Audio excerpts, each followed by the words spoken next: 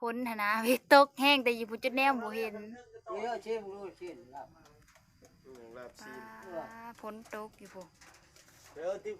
พี่น้องหาก็ขึ้นมาแต่ดำหน้าพี่น้องเอ้ยขึ้นมาแล้วผัดพ้นพุ่นผู้แหน่ตกแต่อยู่พุ่นพ้นจะไปเป็นตะหัวแต่ตกแต่หมองเดียวบ่มาหาจุ่มเฮาซ้ำจิชัวเปียกแล้วเฮ้ยตกปลอกปอกแปกนั่นนี่นะมึงแน่มันเถาบ่มานั่นแหละย่างของมันจังเย็นห้องเพื่อนเนี่ยบ่เอาขึ้นมา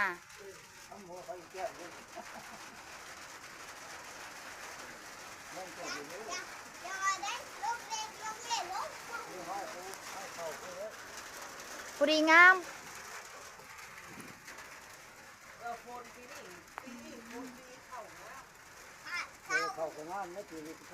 งามเลยอยู่บ้านฮะจะเป็นกีบ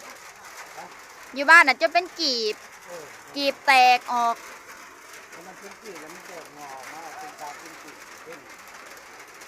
แล้วมันขึ้นที่แบบนี้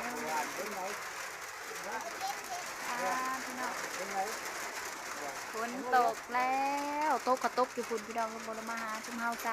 ำฝนหอบกระตกตกเท่านี้เลย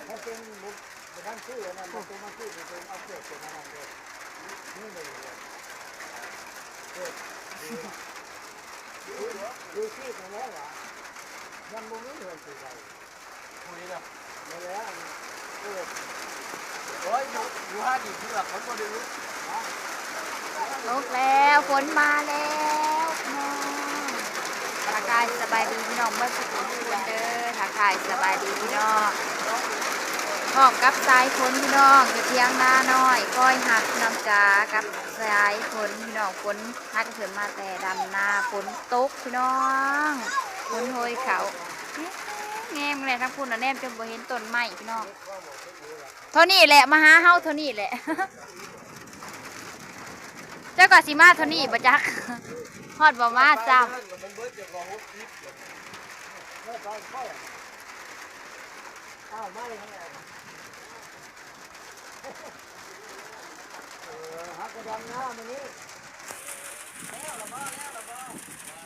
ดำน้ำมื้อนี้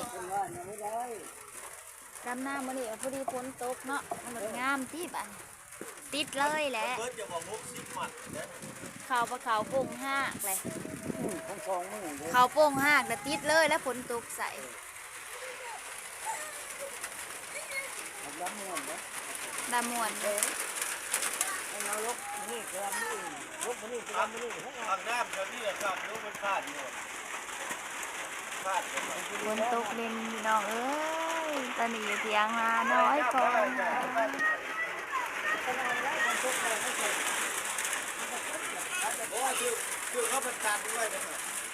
เอามันคือมีน้ำไว้แหละได้สังเกตมันเป็นไรแล้วไปอยู่ยามันลงไปจะปล่อยคือมีน้ำไว้แหละติฝนฮักกระตกกูมานั่งบนรถทับกูจะได้ไงมันได้แต่ไปได้ไปเลี้ยงกูตัวให้บัวไงเพื่อจะภาพเพื่อนบัวไปเพื่อนแบบกูเป็นบ้านทีนี้เรื่องของขาวมันตีเราไปดูความแม่แล้วล่ะดินเบิดบ่เทียนอันนี้ของพ่อตัวนี้นะครับขายแล้วได้กันแล้วแย่มันจะกินใช้ข้าวสาร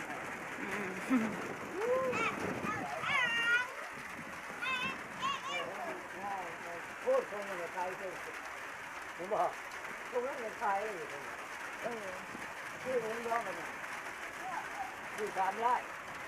ที่ฝ่าทางเป็นไร่ให้หนึ่งนะเดี๋ยวเสร็จแล้ววาดเข่าทีเล็กตัวแซวเป็นไฮน่านี่นะมีใกล้ๆนี่วาดเข่าทีเล็กแบบนั้นท่านว่าปลูกกับมันคือเดี๋ยวนี้ท่านไม่ได้ขายท่านจะมามือหน้ากับข้างชาข้างเก้าแม่แล้วดินบ่ได้น้อยๆอยากขายเบิดท่านจะมีตัดเงินได้แล้วขาย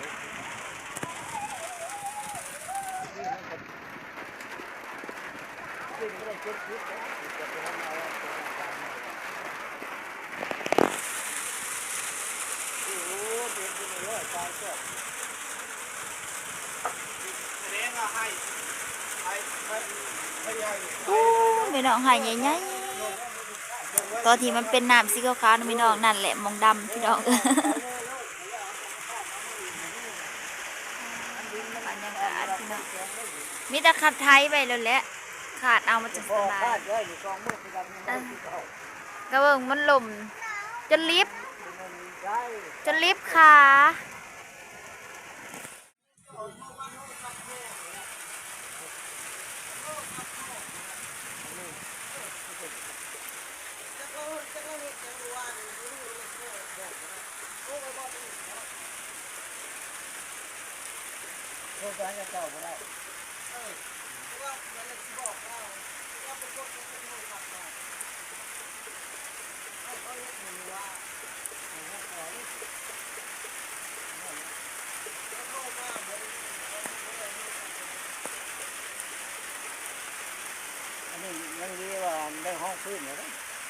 ห้องพื้น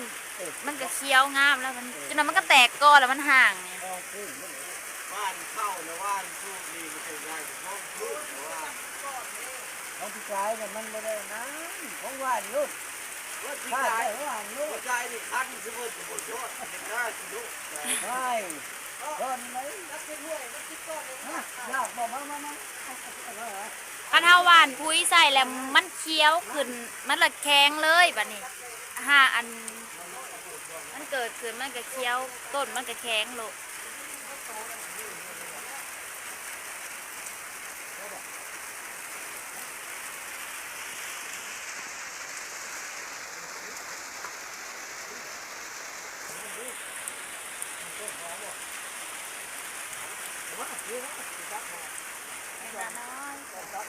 ฝนตกลินพี่น้อง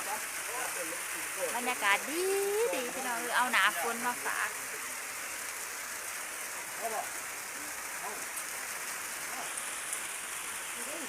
ลากไข่มือจะเลือแล้วจะเลือหลักไข่เข้า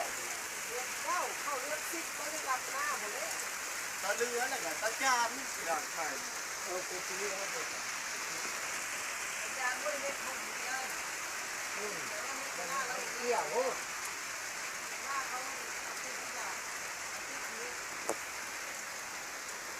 อาจารย์หน้าเขาเชื่อ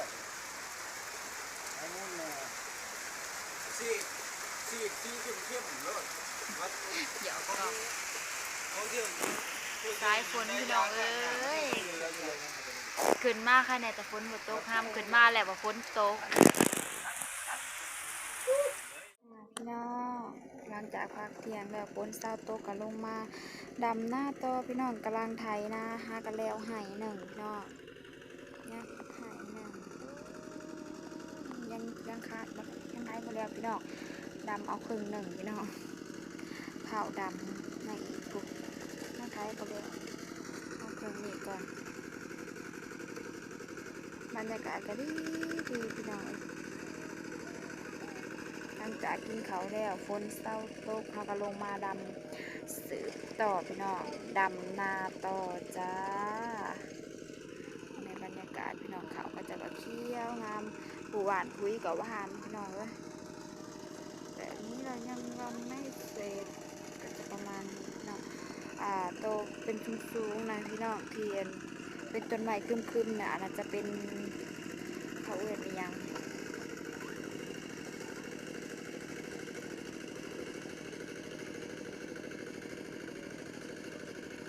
ก็จะเอิญนั่นนำยัง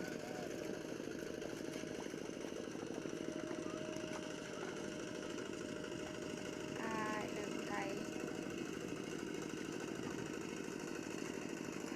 บ่อหินกาวพี่น้องไก่บ่อหินกาวคันดีสู้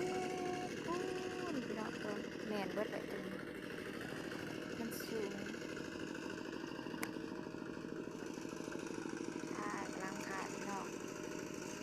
จะรอลงดำพี่น้องจ้าตอนนี้กับบรรยากาศดีพี่น้องฝนหากระเซ้าตกกับบรรยากาศดีเลยพี่น้องตอนนี้จะเป็นเวลาจักโมงตอนนี้เป็นเวลา2:49 นาทีพี่น้องนี่เอามองมันนี่นะใกล้ๆนี่ ดำไปน้ำมันคำแล้ว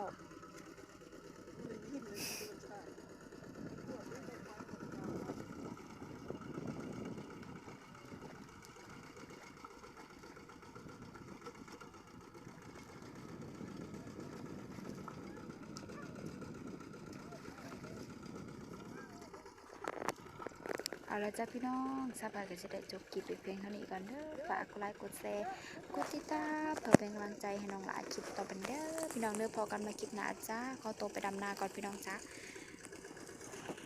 บ๊ายบายจ้าเอาบรรยากาศงามๆยามแมลงมาฝากพี่น้องเด้อ